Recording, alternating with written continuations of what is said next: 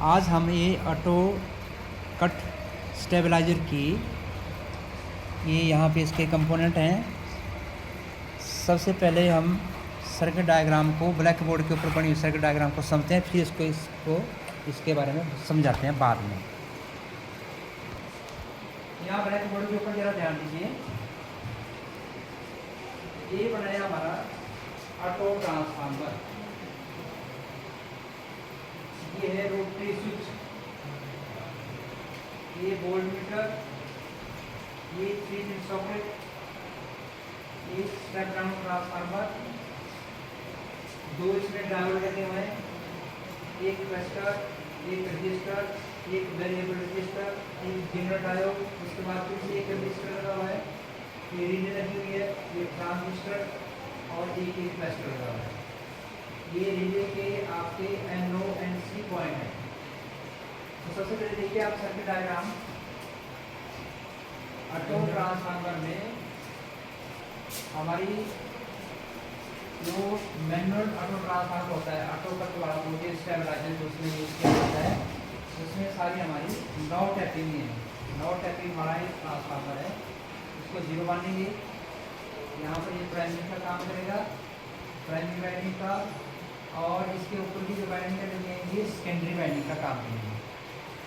Auto transformer में secondary और primary winding एक ही वाइंडिंग से दोनों वाइंडिंगों का काम लिया जाता है। तो रोटरी स्विच में अब देखिए अपन प्रोटेक्शन देखेंगे कैसे करेंगे। सबसे पहले AC सप्लाई का जो है ऑन ऑफ स्विच के द्वारा कंट्रोल की गई है। सबसे पहले सप्लाई ये गई है आपके रोटरी स्विच के मेन पॉइंट के ऊपर। अब मेन पॉइंट के ऊपर रोटरी स्विच के सारी हमने कनेक्ट कर दिए हैं, 8 कनेक्ट कर दिए हैं। यहाँ पे लगा 2 वे स्विच। 2 वे स्विच की जो मेन स्विच सप्लाई गई होगी रिले के सेंटर पॉइंट के ऊपर, और यहीं से सप्लाई गई है आपके ऑटो ट्रांसफार्मर जो हमारा छोटा सा ट्रांसफार्मर लगा हुआ है, स्टेप डाउन ट्रांसफार्मर 18 वोल्ट का, 0-18 वोल्ट का। इसी से वोल्ट मीटर के ऊपर सप्लाई गई है, यहीं से इंडिकेटर के सेंटर पॉइंट के ऊपर सप्लाई गई है। और अब यहाँ से जैसे ही हमारी रिले ऑन होगी तो यहाँ से ये आपकी तेज वाली सप्लाई जो है यहाँ से होते हुए यहाँ तक पहुँचेगी और इस इंडिकेटर को जुड़ाएगी, और ये वाली सिरे रिले के आपस में जुड़ेंगे। तो यहाँ से यही वाली सप्लाई जो है कॉमन पॉइंट से होते हुए इस सॉकेट से यहाँ पर जुड़ेंगे, जो कि न्यूट्रल पॉइंट है, जो कि हमारा तेज वाला पॉइंट बनेगा, क्योंकि इसमें जो है हमने सॉकेट को उल्टा करके दिखाया है। तो ये इसमें इसका न्यूट्रल पॉइंट है, ये इसका फेज, ये है न्यूट्रल वाला, ये है ना फेज वाला पॉइंट। जैसे हम उसको सीधा करके देखेंगे तो राइट साइड में फेज और लेफ्ट साइड में न्यूट्रल आएगा। ये वोल्ट मीटर जो कि इस ट्रांसफार्मर के द्वारा स्टेप अप या स्टेप डाउन करके जो जैसे हम रोटरी स्विच को घुमाते हैं क्लॉकवाइज एंटी क्लॉकवाइज, उस समय में हमारी वोल्टेज बढ़ती है, तो ये बताएगा वोल्ट मीटर।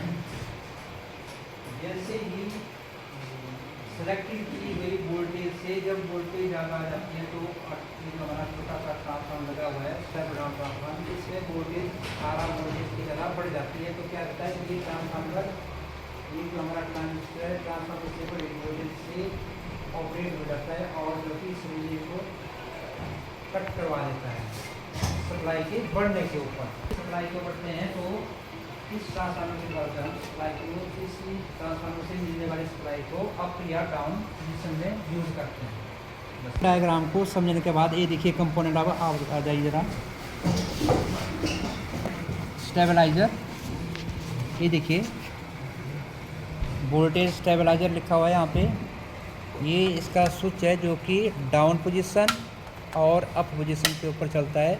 ये है रोटरी स्विच, ये है लाइन वाला इंडिकेटर, ये है ऑटो कट का, और ये है वोल्ट मीटर, और ये है इसमें ऑटो ट्रांसफार्मर जिसमें 9 टैपिंग, 9 टैपिंगें निकली हुई हैं ट्रांसफार्मर से। ये है रिले, ये है स्टेप डाउन ट्रांसफार्मर 18 वोल्ट का, ये इसकी 3 पिन सॉकेट जहाँ से हम सप्लाई लेंगे आउट में, ये इसका ऑन ऑफ स्विच है। ये मेन लीड।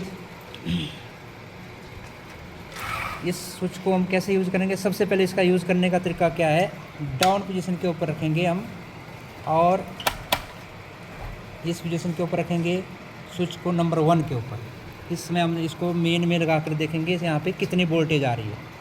अगर वोल्टेज आपकी 200 वोल्टेज से कम है तो इसको यहाँ से बढ़ाएंगे क्लॉकवाइज स्टेप बाय स्टेप, क्योंकि एक स्टेप जो है 20 वोल्ट जो है बढ़ाता है। तो ऐसे करके देखेंगे तो हमारी जो वोल्टेज आगे की तरफ बढ़ेगी। अब 220 वोल्टेज से जैसे ही आपकी वोल्टेज ऊपर हो जाएगी तो ये ऑटो कट हो जाएगा। ऑटो कट होने का मतलब आगे की यहाँ से आउटपुट वाली सप्लाई को काट देगा, लेकिन मीटर में जो सप्लाई आ रही है वो आपको दिखती रहेगी कि यहाँ पे हमारे कितनी वोल्टेज आ रही है। अगर 220 वोल्ट के ऊपर कट करता है तो ये वाला इंडिकेटर आपका जग जाता है, जो कि ये शो करता है कि जो आउटपुट की जो सप्लाई है वो कट हो चुकी है। अगर सप्लाई पीछे से इनके लाइन वाली जो सप्लाई हमारे जो पीछे से जो सप्लाई आ रही है अगर वो बढ़ जाती है तब, अगर पीछे से आने वाली सप्लाई अगर डाउन है, इस पोजीशन के ऊपर भी आपकी सप्लाई 200 वोल्टेज तक नहीं हो रही है तो आपने इसको ऊपर की तरफ स्विच को करना है, फिर इसके द्वारा सप्लाई को फिर से एडजस्ट करना है। अब आप ऊपर की तरफ करने से बाद आप देखेंगे कि यहाँ 4 के नंबर तक जो है आपकी 200 वोल्ट तक की जो सप्लाई बन जाएगी। उससे ऊपर जैसे अब मेन सप्लाई में अगर परिवर्तन आता है, बढ़ जाती है सप्लाई, तो ये अपने आप ऑटो कट कर देगा और सप्लाई आपकी ऑटो कट हो जाएगी, ताकि आगे इसके जो साथ जो चलने वाला जो चीज़ें हैं जैसे कि टीवी है या कोई फ्रिज है तो उसकी सेफ्टी हो जाती है।